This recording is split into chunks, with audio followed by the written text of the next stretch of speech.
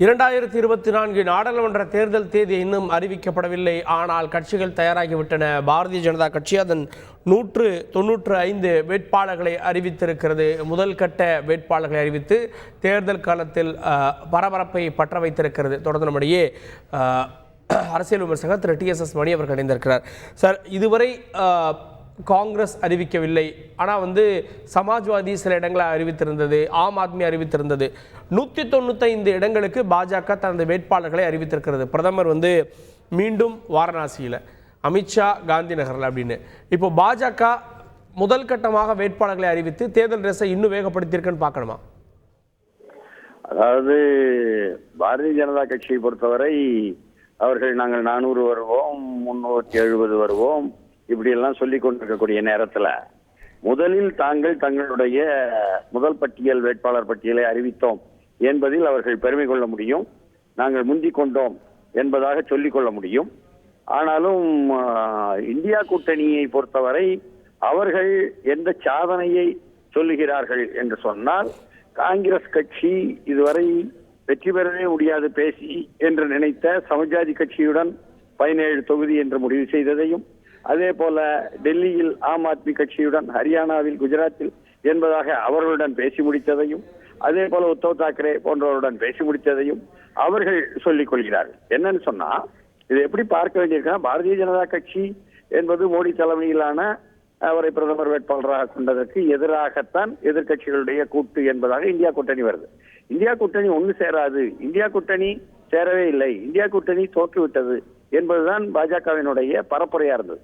ஆனா இல்லை, நீங்கள் சொல்லக்கூடிய முக்கியமான இடங்கள் ஆம் ஆத்மி கட்சியுடனும், சமாஜ்வாதி கட்சியுடனும், உத்தவ் தாக்கரே கட்சியுடன் எல்லாமே நாங்கள் பேசி ஒரு நிலைக்கு கொண்டு வர முடிந்தது.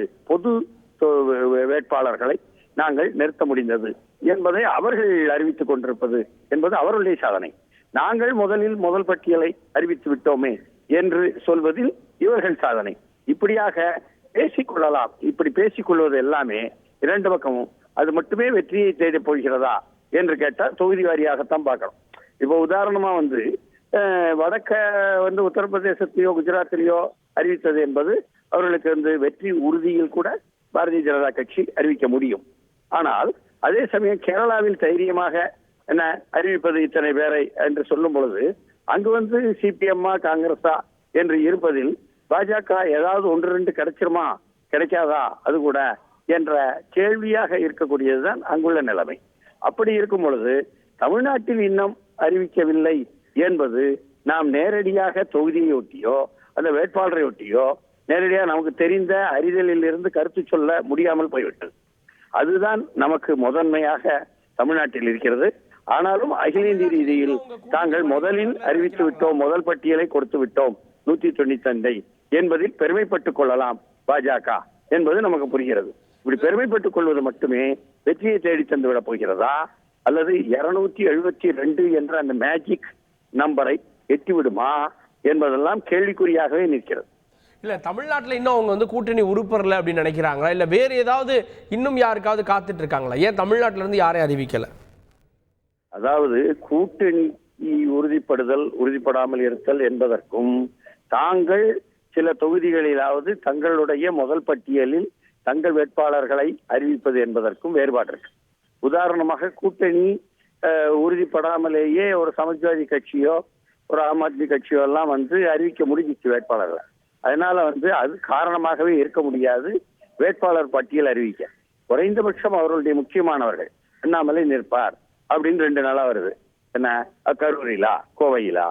அப்போ தொகுதி எங்கு நிற்போம் என்று தீர்மானிக்க முடியாமல் இருக்கிறார்களா என்ற கேள்வி தானே எழும். நீலகிரியில் நிற்பார், கண்டிப்பாக இறங்கி அதற்கான பணிகள் எல்லாம் செய்துவிட்டார் எல் முருகன் என்பதாக தொடர்ந்து நமக்கு பல மாதங்களாக சொல்லிக் கொடுத்தார். கடைசியில பார்த்தா அவரை வடக்க இருந்து மாநிலங்களவை உறுப்பினர் என்பதாக தேர்வு செய்து விட்டோம் என்று அவர்களே அறிவிக்கிறார். அப்ப தமிழ்நாட்டை பொறுத்தவரை அவர்களால் இந்த வேட்பாளரையோ அந்த வேட்பாளர் இருக்கக்கூடிய தொகுதியையோ சரியாக மதிப்பீடு செய்து முடிவு செய்ய முடியவில்லை என்றும் எடுத்துக்கொள்ளலாமா என்ற கேள்வி வரும். செய்திகளை உடனுக்குடன் தெரிந்து கொள்ள உடனே சப்ஸ்கிரைப் பண்ணுங்க.